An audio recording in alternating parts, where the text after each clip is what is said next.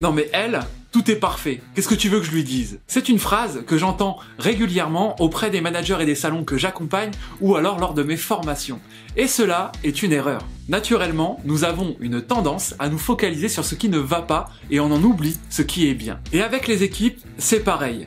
Beaucoup de managers se focalisent sur les collaborateurs qui les mettent en difficulté. Ces collaborateurs monopolisent l'ensemble de leur attention, ce qui fait qu'ils en oublient d'encourager et de féliciter les bons collaborateurs. Quand je parle de bons collaborateurs, je parle de collaborateurs qui réunissent un bon savoir-être et un bon savoir-faire. Ils sont bons à la fois techniquement et humainement. Dans une équipe, il y a souvent 3 catégories de collaborateurs. Les leaders, les suiveurs et les détracteurs.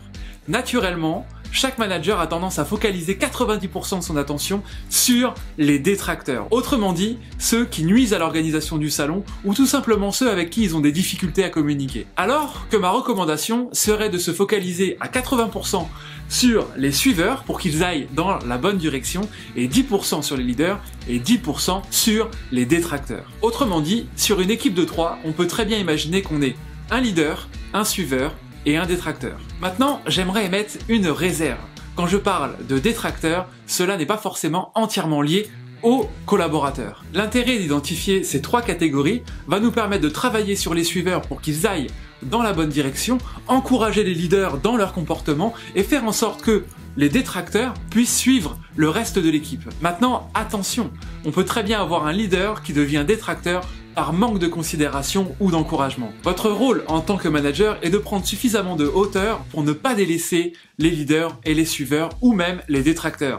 L'idée, c'est de travailler avec chacun d'entre eux et de trouver les solutions pour les faire avancer dans la bonne direction. Le message que je veux vous faire passer aujourd'hui, c'est que leader, suiveur ou détracteur, il ne faut jamais délaisser un collaborateur. Et il est important chaque mois de passer avec chacun d'entre eux au minimum 50 minutes avec eux, soit par le biais des entretiens individuels, soit par des feedbacks ou même par des réunions pour les encourager et les emmener dans la bonne direction. La plupart des salons qui rencontrent des difficultés avec un collaborateur qu'on pourrait appeler détracteur, c'est bien souvent lié à un manque de communication ou un défaut de communication.